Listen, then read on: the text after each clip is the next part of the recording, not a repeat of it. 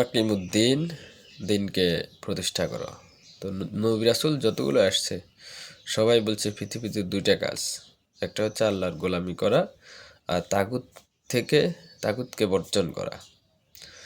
তা আল্লাহর গোলামি মানে আপনি আপনার জীবনের সকল অঙ্গনে, সকল দিকে, সকল সেক্টরে আল্লাহর কথা শোনা, আল্লাহর কথা অনুযায়ী আপনি আপনার ব্যক্তি জীবন, পারিবারিক জীবন, সামাজিক জীবন, রাষ্ট্রীয় জীবন, আন্তর্জাতিক জীবন, কূটনৈতিক জীবন, সকল জীবনে আল্লাহর হুকুম মাফিক চলার নাম আল্লাহর গোলামি।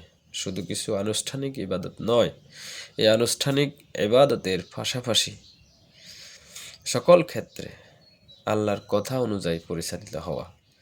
এখানে মাঝখানে দুনিয়ার কোনো ব্যক্তি, শক্তি, সৃষ্টি, কোনো গোষ্ঠী, কোনো দলের কথা চলতে পারে না।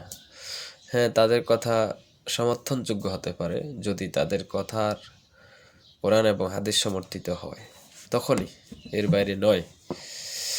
তো আকিমুদ্দিন, দিনকে প্রতিষ্ঠা করো।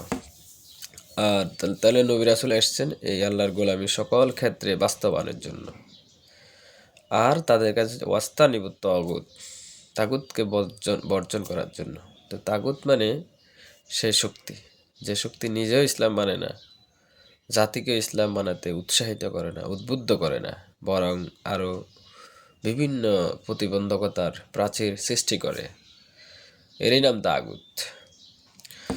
অর্থাৎ পৃথিবীতে এমন কিছু মতবাদ আছে, জাতীয়তাবাদ, সমাজবাদ, পুঁজিবাদ, ধর্মনিরপেক্ষ মতবাদ ইত্যাদি ইত্যাদি।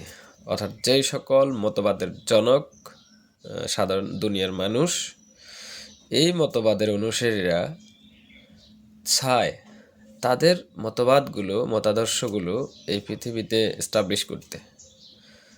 তারা যে ইসলাম, এই যে দিন মানে জীবন ব্যবস্থা, তারা এই যে দিনকে প্রতিষ্ঠিত করতে চায় না। তারা চায় তাদের নিজস্ব মন মস্তিষ্ক প্রসূত যে মতবাদ, সেগুলো প্রতিষ্ঠিত করার জন্য। এখন আসলে তো ইসলাম একটি সার্বজনীন বিধান। এই বিধানটাই বিশ্বজুড়ে কায়েম করার জন্যই এসেছে।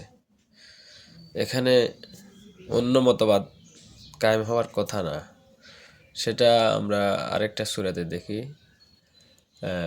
সেখানেও আল্লাহ বলছেন যে কিতাবুন আনসালনা ইলাইকা লিতুখরিজান নাসা মিনাজ যুলুমাতি ইলান নূর।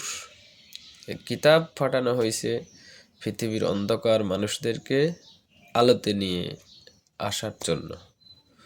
তো এখানে অন্ধকার মানে মানব রচিত যত মতবাদ, মানব রচিত, মানুষের তৈরি, রচিত, প্রণীত যত মতবাদ, মতাদর্শ, এগুলো সব অন্ধকার। কারণ এগুলো দিয়ে কখনো কশ্চিনকালেও কোনো জাতির মুক্তি মিলবে না, কোনো জাতির সার্বিক সমৃদ্ধি অর্জিত হবে না। তো এই জন্য ম্যান মেড কালচার, যে